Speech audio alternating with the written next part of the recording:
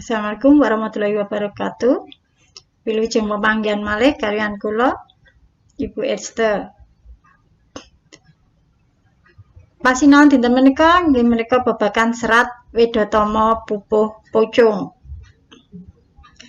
Ing kelas tunggal Kolomben sampun nate nggih menika pupuh pangkur kaliyan sinom. Nah, ing kelas 11 menika panjenengan badhe nyinau babagan serat Wedhatama Pupuh Pucung. Kompetensi dasar nggih menika menelaah teks serat Wedhatama Pupuh Pucung.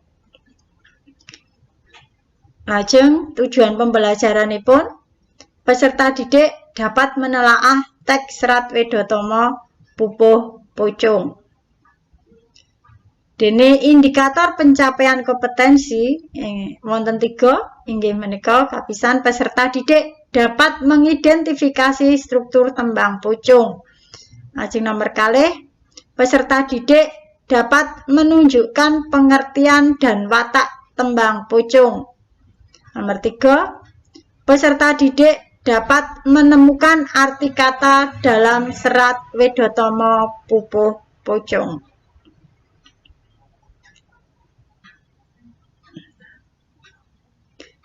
Makna utawi falsafahipun tembang pucung menika nggih pucung menika saking tembung pucung ingkang nggambaraken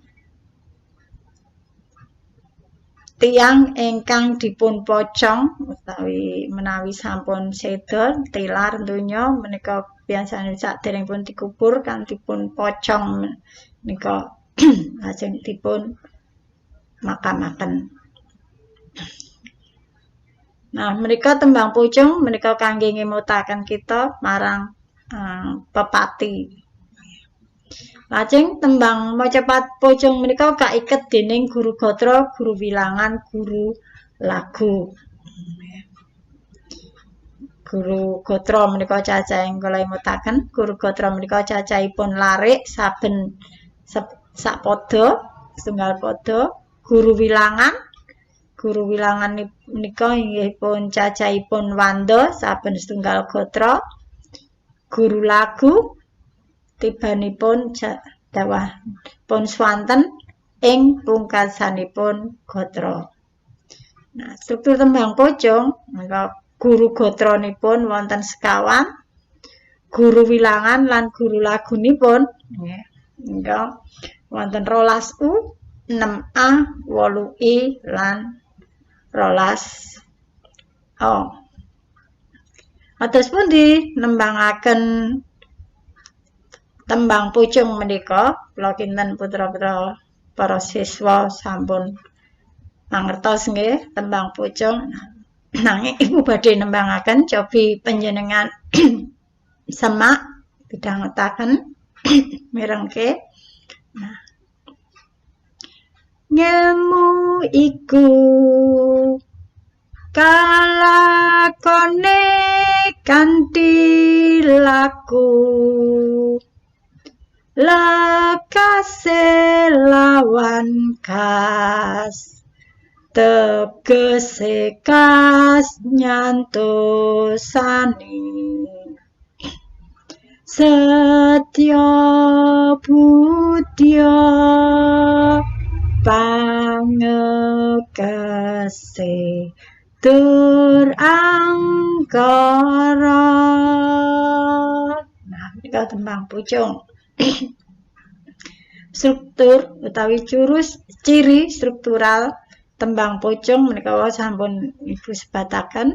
Guru gotranipun wonten sekawan, guru wilangan lan guru lagunipun 12U, 6A, 8I, 12A. Sasmitane tembang pucung menika pucung, kaluak lan cung. Dene watakipun tembang pucung niku sak penake dhewe, cantas, trengginas menika tembang pucung menika cocok kangge bab-bab ingkang sarwa lincah, geguyonan lan pitutur.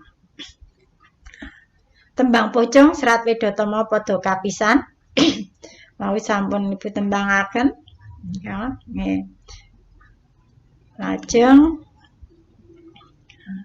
teges-tegesipun saking tembang pocong nggih. Ngilmu menika golek ilmu. Laku menika cara, lawan menika ganti, kas menika niat, budaya menika akal, pangekese menika ngalahake. Dur angkara menika kejahatan. Pituturipun tembang pocong menika ngilmu iku kudu dilakoni. Kudu teguh, kudu duwe niat ngendhaleni lan ngadohi tumindak-tumindak kang ala. Menika pepanggihan dinten menika. Nah, menawi dereng jelas dereng dong panjenengan nyon miterang panjenengan saged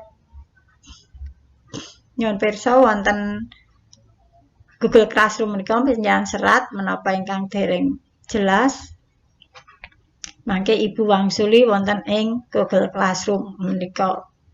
Menawi sampun dong, menawi jelas menika wonten pitakonan utawi kuis menika kangge bukti daftar hadir utawi bukti menawi panjenengan sampun miterang sampun jelas babagan tembang pocong Serat Wedotama ing pepanggihan dinten menika.